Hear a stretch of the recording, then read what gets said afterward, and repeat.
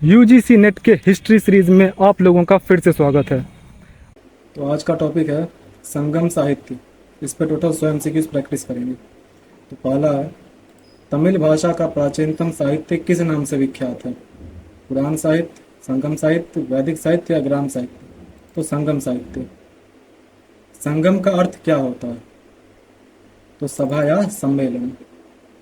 संगम शब्द का सर्वप्रथम प्रयोग किसने किया? तो अप्पार ने किया। अपार एक नैनार था। नैनार का मतलब होता है जो कि शिव का भक्ति करते हैं दक्षिण में। एच डी सांकलिया ने संगम संस्कृति की साम्यता किस संस्कृति से बताई है? तो महापाषाणीय संस्कृति से बताई। संगम साहित्य में कितने महत्वपूर्ण राज्यों का उल्लेख मिलता है? तो 3 राज्यों का, जो कि है चेर, चोल और पांड्य। किस वंश का संगम साहित्य में सबसे अधिक उल्लेख है और यह सबसे प्राचीन वंश था? तो चेर वंश का।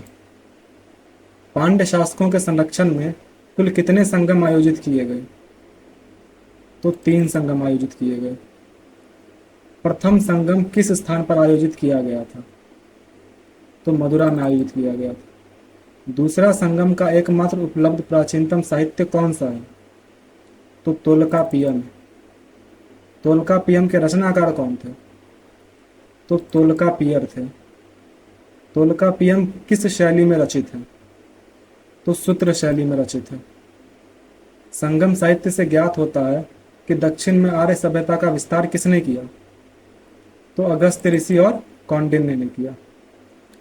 राम शरण शर्मा के अनुसार संगम साहित्य का काल क्या था?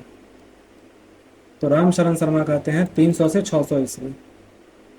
और आर.एस.सी. शर्मा के अनुसार, आर.एस.सी. शर्मा ने संगम साहित्य को मोटे तौर पर किन 2 चित्रों में बांटा है, यानी किन 2 भागों में बांटा एक तरह से?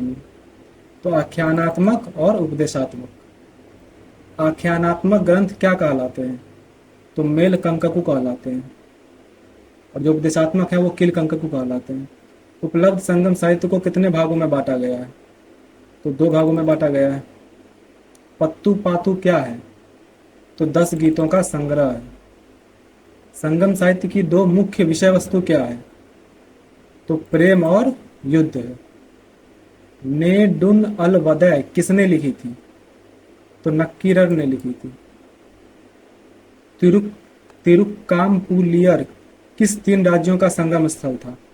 तो चेर, चोल और पांड्य। या ये भी पूछ सकता है कि चेर, चोल और पांड्य का, ये जो तीनों राज्य हैं, इनका संगम स्थल कौन सा था? तो तिरुक्कामपुलियर।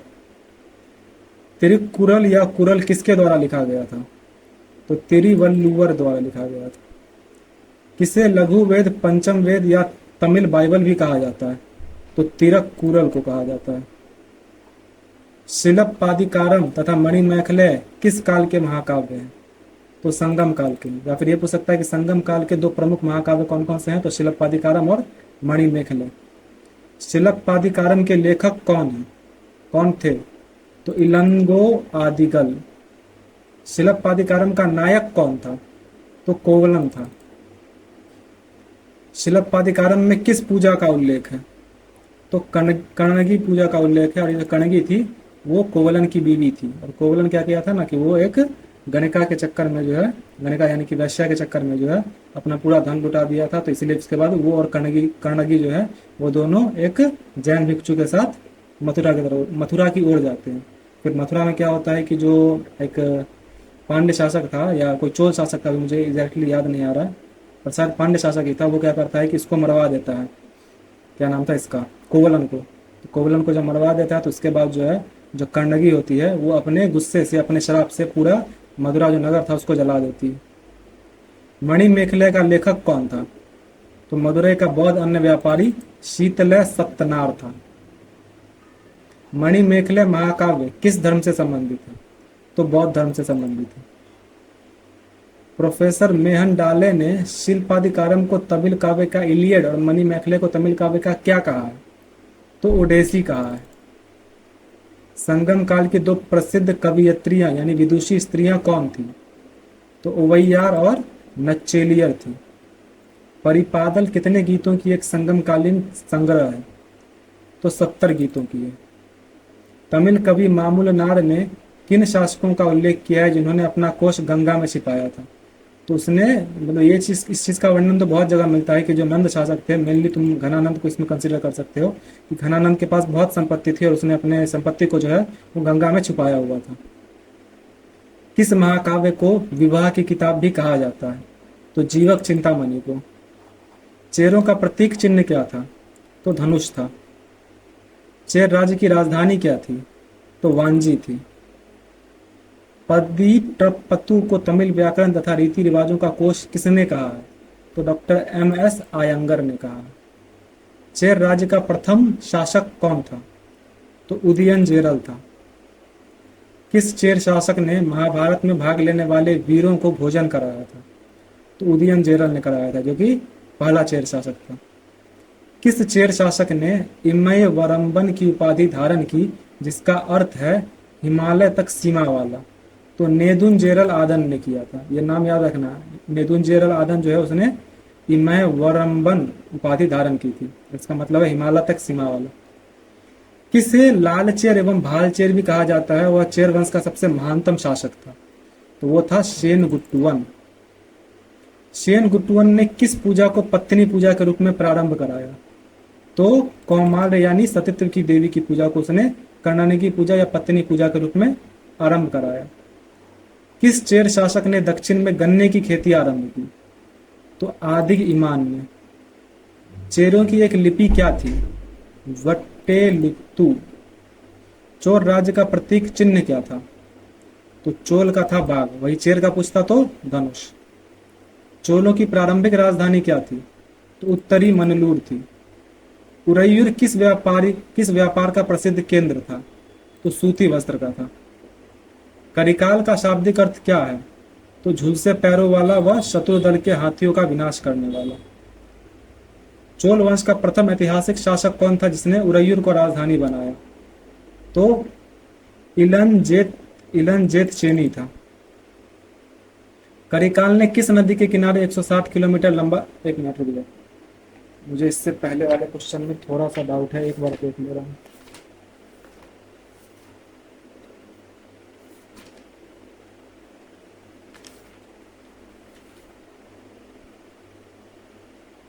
हाँ, इलनजेत चनी, सही। इलनजेत चनी ने जो है उरैयुर को राजधानी बनाया था। तो नेक्स्ट क्या है अब? करिकाल ने किस नदी के किनारे 160 किलोमीटर लंबा बांध बनाया? तो कावेरी नदी के किनारे। तंजौर के निकट वेन्नी के युद्ध में करिकाल ने किन राज्यों के 11 राजाओं के समूह को पराजित किया? तो चेर और पांडे के, क्योंकि करिकाल जो है वो खुद चोल वंश का। करिकाल किस धर्म का अनुयायी था? तो वैदिक धर्म का अनुयायी था। किस चोल राजा ने राजसूय यज्ञ किया था? तो पेरुनर किल्ली ने। पांड्य राज्य का सर्वप्रथम उल्लेख किसने किया है? तो पाणिनि ने किया है। पांड्यों का प्रतीक चिन्ह क्या था? तो मछली था। इस तीनों का याद ही रखना, चेर का धनुष, चोल का बाघ और पांड्य का मछली। पांड्यों की प्रारंभिक राजधानी क्या थी? तो कोरकई थी। किस लेखक के अनुसार पांड्य राज्य मात्र सत्तात्मक था और वहां एक स्त्री का शासन था? तो ये बात मेगास्थनीज ने कही है। नेडियोन ने कौन सी पूजा प्रारंभ करवाई व किस नदी को अस्तित्व प्रदान किया? तो उसने समुद्र पूजा आरंभ करवाई और पहरुल नदी को अस्तित्व प्रदान किया। वेल विकुड़ी दानपत्र के अनुसार पांड्य वंश का प्रथम ऐतिहासिक राजा कौन था? तो पलशालई मुदुकुमी। किस पांड्य शासक ने तलैया लंगानम के युद्ध में विजय प्राप्त की? तो नेडुंजेलियन। और यही नेडुंजेलियन शासक ही शायद था जिसने कि उसको कर्णगी का जो पति था उसको मार दिया था। तो उसके बाद कर्णगी ने मदुरा को जला के राख कर दिया। मदुरै कांची नामक कविता में किस पांड्य शासक के शासन का विवरण मिलता है? तो नेडुंजेलियन। अंतिम पांड्य शासक कौन था? तो नल्लिव कोडन था। संगम युग का अंत किसके आक्रमण से हुआ? तो कालाभ्रों के आक्रमण से जो है संगम युग, यानी कि संगम युग में भी तीनों वंश जो है उन तीनों का अंत हो गया था। कालाभ्र कौन थे? तो ये ब्राह्मण विद्रोही बौद्ध और जैन थे। मेनली ये ब्राह्मण विरोधी थे, बौद्ध भी हो सकते हैं, जैन भी हो सकते हैं। कालाभ्रों के विद्रोह को किसने दबाया? तो पल्लवों और चालुक्यों ने मिलकर दबाया। संगम काल में राजा को क्या कहा जाता था? तो मन्नान को कौन सभी कहा जाता था।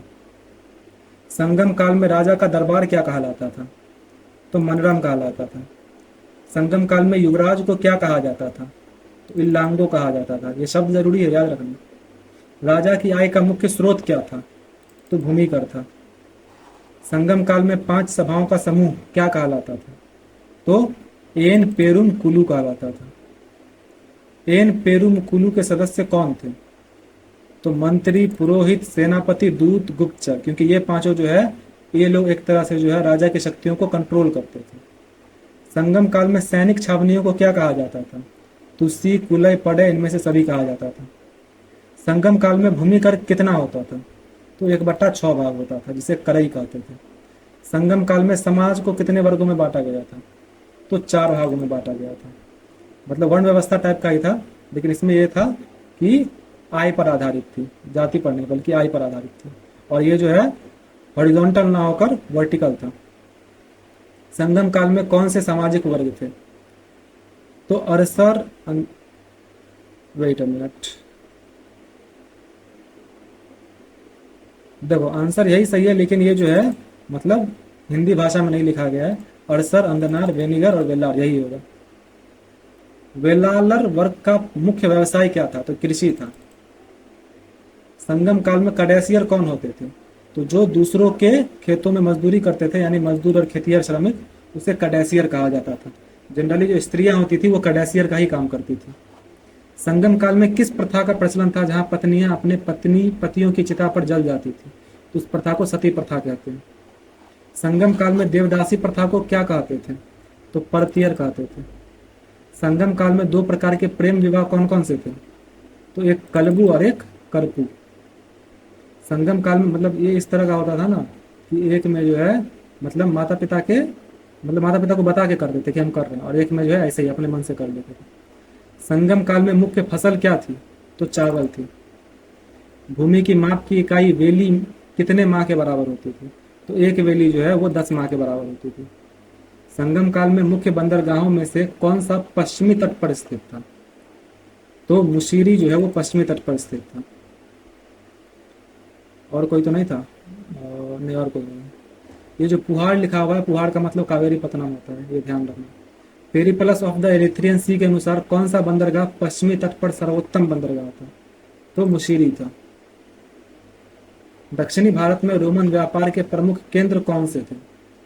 तो मदुरै, उरैयूर, अरिकामेडु, कोरकई, करूर, कोडुमनल, उपरोक्त सभी थे।